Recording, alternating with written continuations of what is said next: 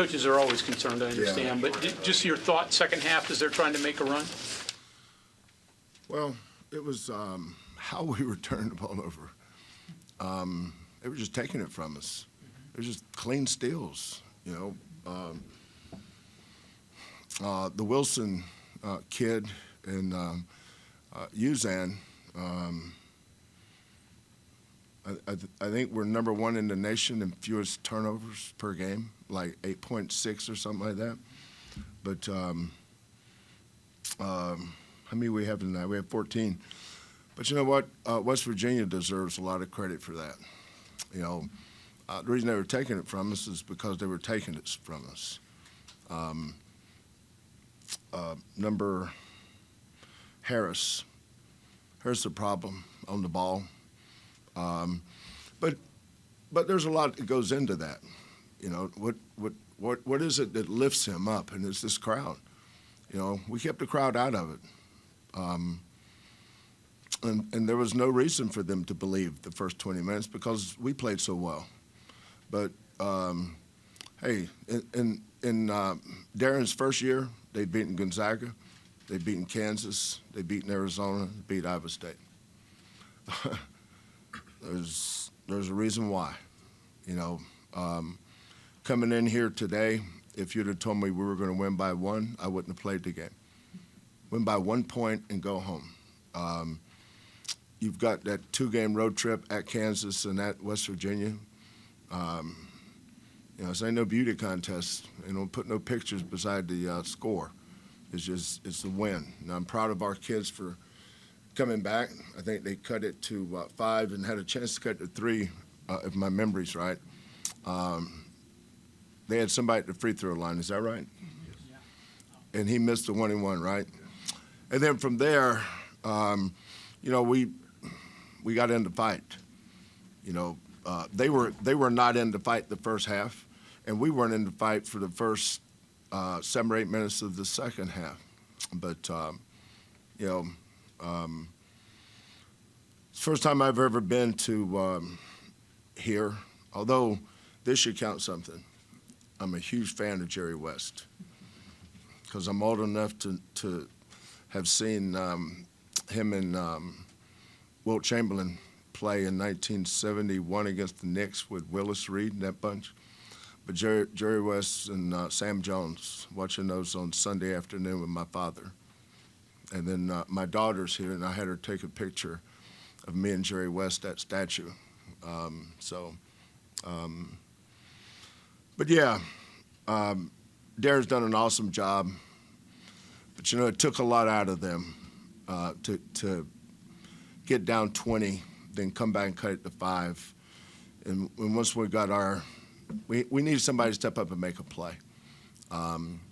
They did a great job on Roberts. But I said, it's okay. We don't need him to score. You know, he's scored well the last 4 or 5 games, but, you know, he's not our best scorer. He has been because of the way they've been guarding him. But Darren did a great job with his game plan and took Juan's left hand away.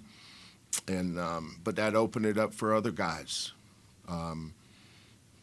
Tugler played well tonight, 12 points. LJ had 17. Milos had 10. And Arsenault.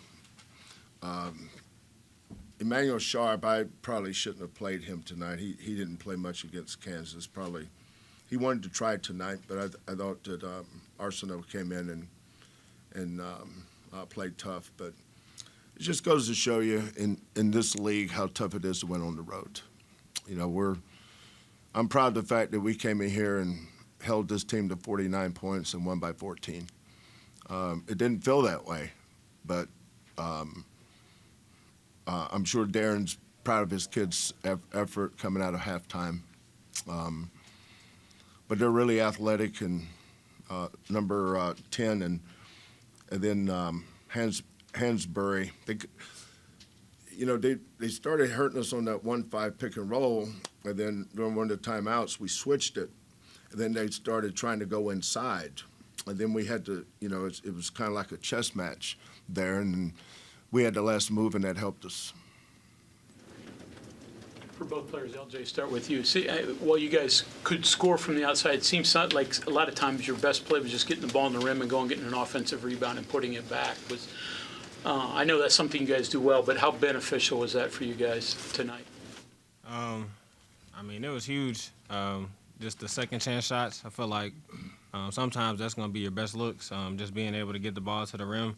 And we call it dagger threes. So when J1 or somebody gets an offensive rebound, usually the defense is all collapsed, and that'll leave us wide open. So I felt like those shots were big, and Milo's hit a big one down the stretch for us. Coach and LJ, I just want to ask you about defense because you guys are leading the country in fewest points allowed and fewest field goal percentage allowed. So is defense what stirs this team? Is it what makes you proud? Is it what makes you want to go out and fight? Is that what this team is built on right now? Yeah, for sure. We're a defensive-minded team. We go to practice and we emphasize defense a lot. So, I mean, you achieve what you work on and what you emphasize, and I feel like all the stuff you name is because that's how we practice every single day. So, when the ball's not going in, you got to rely on your defense, and I feel like on the nights that the ball isn't going in, we're gonna win because of that. Yeah, I mean we're I think the last 8 years it's probably been what we've been known for. I think this team's a little bit better offensively than some of the other teams. And we've had some really good offensive teams. The year we had the number 8 pick and the number 25 pick on the same team, that team was really good offensively. But this team is, with the transfer portal in the NIL era, we had 8 out of our top 10 guys come back, and we have 4 starters back, and that does make a difference, and that's part of our secret sauce is our program. And then having great kids. Character matters. Having kids that you don't mind losing with. There's some teams, whether it's bad attitudes or the wrong attitudes or what, you're always having to coach that. I never have to worry about effort or attitude because I'm blessed that way. I've got a great staff and we have great kids, and that's buoyed us here for a long time. Coach, what was the plan against Javon? Slow start for him, and the game came alive a little bit in the second half, but he wasn't able to take things over like he has at other times. Yeah, we did a pretty good job on him the second half at our place. He's so good left, and his signature move is get you left and then step back. But the discipline thing was important, to stay down on his shot fakes, because he gets to the when he's not scoring, he gets to the line, and a lot of their points came from their defense tonight. They scored 13 points off turnovers, and we scored 16 points off second chance points. We do that most nights. I think when we beat them at our place, I think we scored 25 points off turnovers, and tonight we scored 16 points off second chance points. But they play at a very slow tempo. And we're their cousin. We're right there with them. It ain't like we're the 90 Vegas team now. I mean, Just for a quick follow-up, you mentioned a lot at your place, and that was when he was kind of really clicking. Do you notice anything different the last couple games? This team's on a little bit of a losing streak. He's struggling a little bit versus what. Yeah, I'm just going to guess. I think because they rely so much on him, I'm sure he's getting worn down a little bit. But I also know that the job Darren's done here, I don't know if his son would have been their best player, but I know those two guys together would have been a problem. And I don't lose sight of that. But West Virginia's got a lot of good days ahead of them. They got him a really good ball coach now, and you'll get good players here with this crowd and the tradition of this basketball program. It's really good. Got time for one more if anybody's got it.